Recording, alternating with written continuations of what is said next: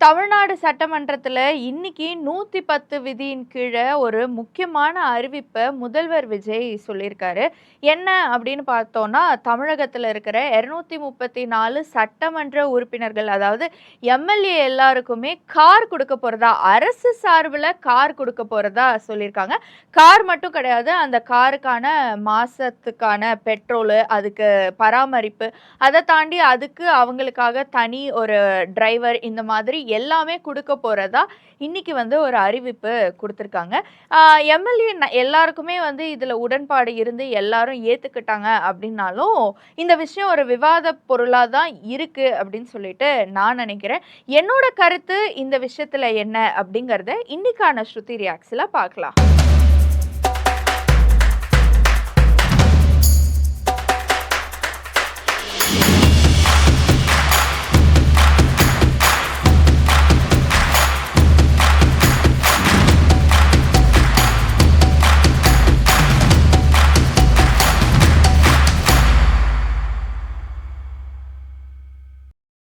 இப்போ ஒவ்வொரு எம்எல்ஏக்கும் தனித்தனி கார், அவங்களுக்கு ஏத்த ஒரு பிஏ, அதே சமயம் பெட்ரோல் ஒரு டீசல் இந்த மாரி எல்லாமே அரசு சைட்லேருந்து குடுக்குறோம் அப்படின்னு சொல்லிட்டாங்க. அப்படிங்கிற விஷயத்த நம்ம வந்து அதுக்கான எக்ஸ்பென்ஸ ஒரு தோராயமா ஸ்ப்ளிட் அப் பண்ணி பார்க்கலாம் அப்படின்னு தான் வந்து நான் யோசிச்சேன்.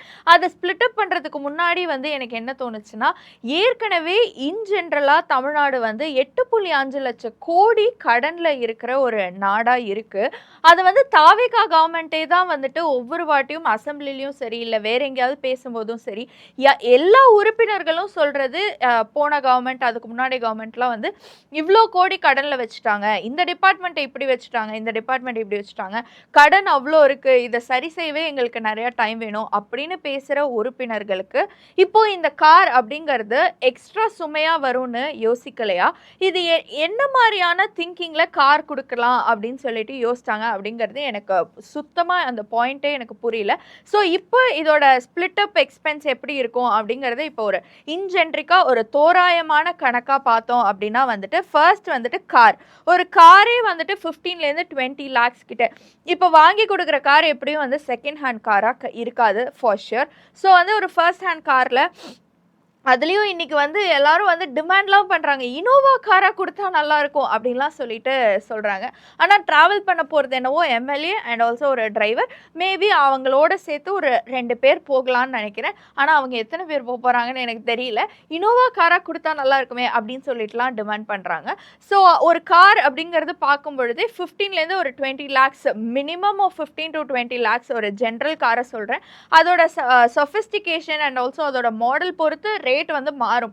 ஸோ இதுவே வந்து இந்த மாதிரி ஆகும்பொழுது ஒரு காரோட விலை இது வந்து ஓவராலா பார்க்கும்பொழுது ஒரு 35.10 crores கிட்ட வருது. ஏன்னா 234 கார்ஸ் வந்துட்டு வாங்குற மாதிரியான ஒரு நிலையில இருக்கு. இதுல ரொம்ப சேடான பார்ட் என்னவா இருந்தது அப்படின்னு பார்த்தோம்னா, இன்னைக்கு சட்டசபையில வந்துட்டு மன்னார்குடி எம்எல்ஏ என்ன சொன்னார்னா, என்கிட்டயே 3-4 கார் இருக்கு. ஆனாலும் கவர்மெண்ட் வழியா முதல்வர் வந்து ஒரு கார் குடுத்தாரு. அதுல நான் டிராவல் பண்ணும்போது எனக்கு இன்னும் கெத்தா இருக்கும் அப்படின்றாரு. யூ ஆல்ரெடி நீங்க வந்து ஏற்கனவே 3-4 கார் வச்சிருக்கீங்க. இதுல கவர்மெண்டோட கார் ஒண்ணு வச்சுட்டு இப்போ எல்லாத்தையும் அரேஞ்ச் பண்ணி வச்சு என்ன பண்ண போறாங்கன்னு எனக்கு வந்து நிஜமாவே நோ ஐடியா. ஸோ அத தாண்டி வந்து இப்போ பெட்ரோல் எக்ஸ்பென்ஸ் அப்படின்னு பார்த்தோம்னா, பேசிக்காவே வண்டிக்கு போடுற மாதிரியான பெட்ரோல் ஒரு 200, 300 இந்த மாதிரி நம்மளால போட முடியாது. அது கண்டிப்பா தௌசண்ட்ஸ்ல தான் இருக்கும். ஸோ எம்எல்ஏ அப்படிங்கிறப்போ அவங்க வந்து ஒவ்வொரு இடமா வந்து நிறைய இடங்களுக்கு டிராவல் பண்ண வேண்டியது இருக்கும். அதெல்லாம் சேர்த்து அந்த காரோட மெயின்டெனன்ஸ் எல்லாம் பார்க்கும் பொழுது மாசத்துக்கு 75,000 கிட்ட வரும். கண்டிப்பா வரும். அதை தாண்டி இவங்களுக்கான ஒரு சேலரி அப்படிங்கிறப்போ எம்எல்ஏக்கு அவங்களுடைய சேலரி வந்து தனியா இருக்கு. அதை தாண்டி இவங்களுக்கு வந்து ஓட்டுநர் சம்பளம், அதை தவிர்த்து எம்எல்ஏலாம் வந்து பிஏ வச்சுக்கலாம் அப்படின்னு சொன்னதுனால அவங்க சம்பளம் அப்படின்னு பார்க்கும்பொழுது மினிமம் ஆஃப் 25லேருந்து ஒரு 30 வரைக்கும் கொடுப்பாங்கன்னே வச்சுக்கலாமே. ஸோ இது எல்லாமே ஒவ்வொருத்தருக்கும் தனித்தனியாக சொல்கிறேன். இதெல்லாம் சேர்த்து பார்க்கும்பொழுது அது வந்து கண்டிப்பாக ஒரு க்ரோர்ஸில் தான் போய் முடியுது. அப்போது ஏற்கனவே இருக்கிற 8.5 lakhs crore இந்த கடனோட இந்த க்ரோர்ஸும் சேரும்போது 10-15 crores கிட்ட ஒரு கடனா தமிழ்நாடு மாறிடாதா? ஸோ நெக்ஸ்ட் என்ன அப்படின்னு பார்த்தோன்னா, இந்த இவ்வளோ கோடி கடனில் இருக்கிற இந்த ஒரு இடத்துல நான் ஏற்கனவே ஃபர்ஸ்ட்ல பாயிண்ட் அவுட் பண்ண மாதிரி தான் கார் இல்லாம இப்ப வந்து மேக்ஸிமம் எல்லார்கிட்டயுமே வந்துட்டு கார் இருக்கு. அது எம்எல்ஏன்னு இல்ல, நார்மல் பீப்பிள்ன்னு இல்ல. பொதுமக்கள் கிட்டயும் கார் இருக்கு. கண்டிப்பா எம்எல்ஏக்கள் கிட்ட எல்லாமும் கார் இருக்கும். ஆனா ஒருத்தர் வந்து இன்னைக்கு வேற சொன்னாரு, லைக் அவர் சொன்னாரு, அவருக்கு பிரேக்கப்லாம் ஆச்சாம். பிரேக்கப் ஆன டைம்ல வந்துட்டு அவர்ட்ட வேலையும் இல்லையாம், காரும் இல்லையாம். இப்ப வந்து முதல்வர் அவங்களுக்கு வந்து வேலையும் குடுத்து, காரும் குடுத்து முதல்வர் குடுக்கலங்க. மக்கள் தான் உங்கள தேர்ந்தெடுத்து உங்கள வந்து ஒரு எம்எல்ஏவா ரெப்ரசன்ட் பண்ணி வச்சிருக்காங்க. ஸோ அதுதான் வந்து மக்கள் தான் உங்களுக்கு குடுத்தாங்களே ஒழிஞ்சு, உங்க கிரெடிட்ஸ வந்து மக்கள்ட்ட தான் குடுக்கணும் அப்படின்னு சொல்லிட்டு நான் நெனைக்கிறேன். இப்போ வந்து காரும் குடுத்துருக்காங்க. இது வந்து ஃபன்னியா தான் சொன்னாரு.